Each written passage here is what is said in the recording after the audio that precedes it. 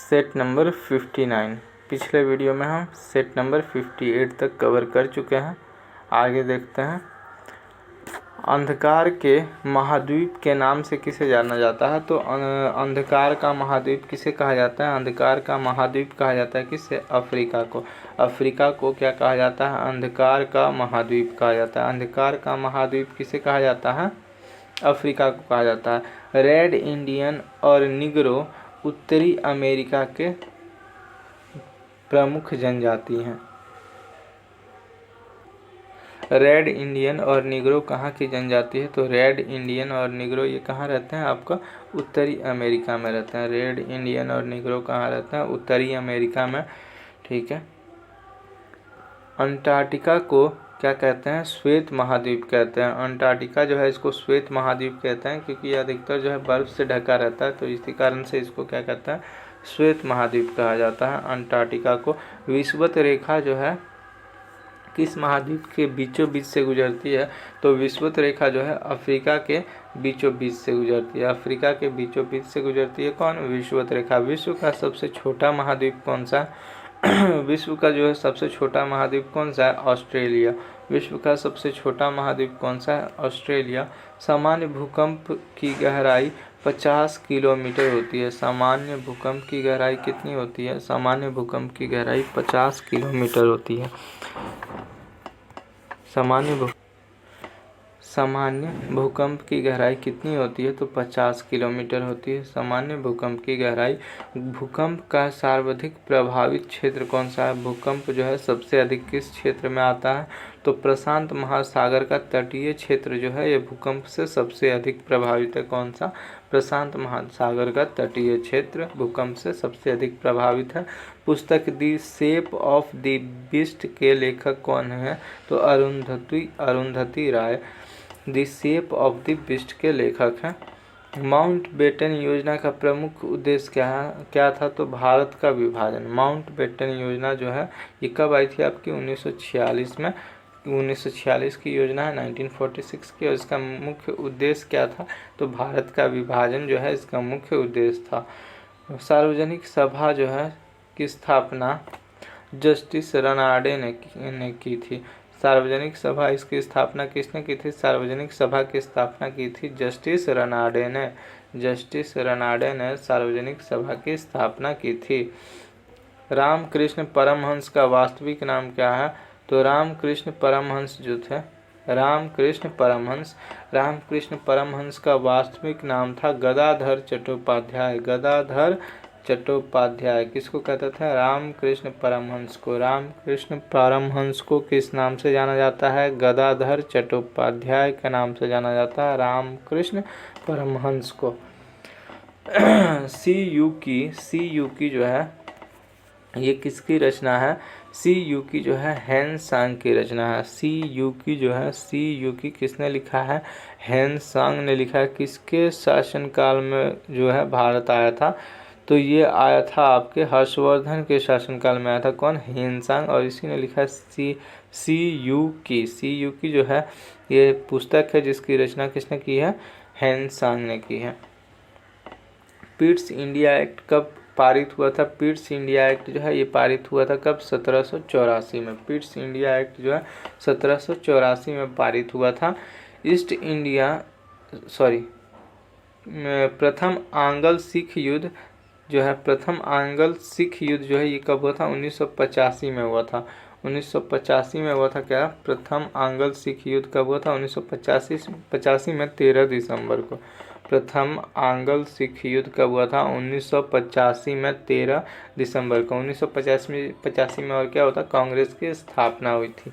ठीक है। Pitt's India act 1784 में हुआ था। और प्रथम आंग्ल सिख युद्ध क्या हुआ था? कब हुआ था? 1885 में हुआ था 13 दिसंबर को। 13 दिसंबर 1885 को प्रथम आंग्ल सिख युद्ध हुआ था। प्रथम आंग्ल सिख युद्ध। सालबाई की संधि कब हुई थी? सालबाई की जो संधि है ये कब हुई थी? तो सेट नंबर 60 देख रहे हैं। सालबाई की संधि कब हुई थी? 1700 1782 में, 1782, 1782। सालबाई की संधि कब हुई थी आपकी? सालबाई की संधि कब हुई थी? 1782 में हुई थी। कहाँ हुई थी? ग्वालियर के समीप। किसके बीच हुई थी? अंग्रेजों और मराठा के बीच। सालबाई की संधि ये हुई थी अंग्रेज और मराठा के बीच में। अंग्रेज और मराठा के बीच में हुई थी सालबाई की संधि, अंग्रेज और मराठा के बीच में। कब? 1782 में हुई थी। कहाँ? तो ग्वालियर के समीप हुई थी। हैदर अली का जन्म जो है कब हुआ था? 1781 में हुआ था। हैदर अली का जन्म हुआ था 1721 में। हैदर अली जो है इनका जन्म कब हुआ था? 1721 में हुआ था। और कहाँ हुआ था? बुदीकोट में। हैदर अली का जन्म हुआ था कब? 1721 में। 1721 में हैदर अली का जन्म हुआ था। ठीक है। और ये कहाँ पर? बुदी कोट में हुआ था आपका। रॉबर्ट क्लाइव के समय मुगल सम्राट कौन था? तो रॉबर्ट क्लाइव जो था इसके समय मुगल सम्राट था शाह आलम द्वितीय। शाह आलम द्वितीय। रॉबर्ट क्लाइव के समय मुगल सम्राट कौन था? तो रॉबर्ट क्लाइव के समय मुगल सम्राट कौन था? रॉबर्ट क्लाइव के समय मुगल सम्राट था शाह आलम द्वितीय। रॉबर्ट क्लाइव के समय मुगल सम्राट शाह आलम कौन? तो द्वितीय था, शाह आलम द्वितीय। शाह आलम द्वितीय। द्वैध शासन व्यवस्था जो है 1772 में वॉरेन हेस्टिंग ने समाप्त किया था। द्वैध शासन जो है इसको समाप्त किसने किया था? वॉरेन हेस्टिंग ने। और कब किया था? 1772 में। द्वैध शासन जो है इसको किसने समाप्त किया था? हेस्टिंग ने समाप्त किया था। और कब समाप्त किया था? 1772 में। 1772 में। और इसे लगाया किसने था? तो इसे लगाया था क्लाइव ने।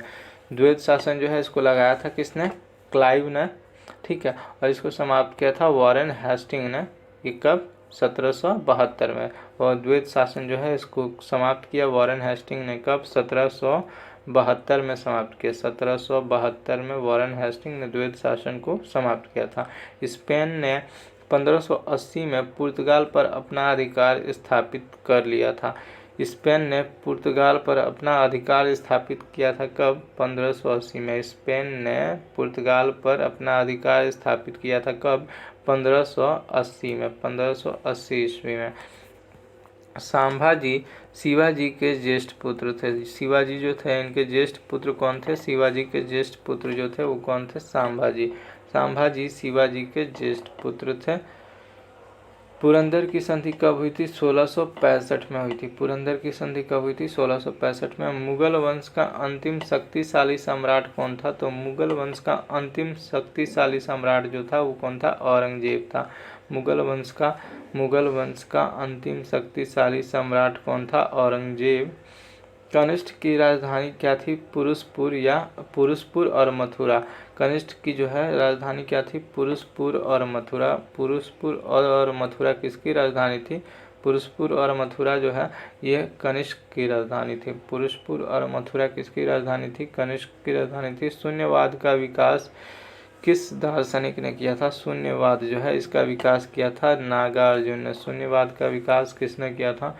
शून्यवाद को शुरू किया था किसने? नागार्जुन ने। समुद्रगुप्त को भारत का नेपोलियन कहा जाता है। और ये किसने कहा था? B.N. स्मिथ ने कहा था। B.N. स्मिथ ने। समुद्रगुप्त को भारत का नेपोलियन किसने कहा था? B.N. स्मिथ ने कहा था। B.N. स्मिथ।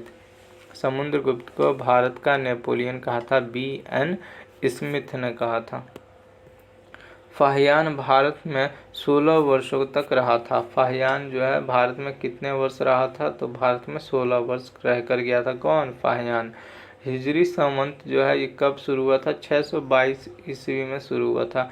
हिजरी संवत जो है इसकी शुरुआत कब हुई थी? 622 ईस्वी में। हिजरी संवत कब चालू हुआ था? हिजरी संवत जो है ये चालू हुआ था आपका 622 ईस्वी में। हिजरी संवत जो है ये कब चालू हुआ था? आपका 622 ईस्वी में चालू हुआ था। कौन? हिजरी संवत। कुतुबुद्दीन ऐबक को लाख बख्श कहा जाता है। लाख बख्श किसे कहा जाता है? लाख बख्श यानी कि लाखों का दान देने वाला कहा जाता है। किसको? कुतुबुद्दीन ऐबक को। कुतुबुद्दीन ऐबक किसका गुलाम था? मोहम्मद गौरी का गुलाम था। कुतुबुद्दीन ऐबक को क्या कहा जाता है? लाख बख्श कहा जाता है। कुतुबुद्दीन ऐबक को कहा जाता है क्या चीज़? लाख बख्श। ठीक है। हिजरी संवत कब चालू हुआ था? 622 ईस्वी में शुरू हुआ था। कौन? हिजरी संवत। हिजरी संवत की शुरुआत 622 ईस्वी में कुतुबुद्दीन ऐबक को लाख बख्श कहा जाता है। रजिया का शासनकाल 1236 से 1240 ईस्वी था। रजिया का शासनकाल क्या था? रजिया जो थी इसका शासनकाल क्या था? रजिया का शासनकाल था 1236 से 1240। रजिया कौन थी? तो जो है दिल्ली की प्रथम महिला शासिका कौन थी? तो रजिया सुल्तान थी। और कब से कब तक शासन किया था? तो 1236 से लेकर और 1240 तक शासन किया था। किसने? तो रजिया ने। फ्री जोन शब्द किस खेल से संबंधित? तो फ्री जोन किस में होता है? आपका खो खो में होता है फ्री जोन।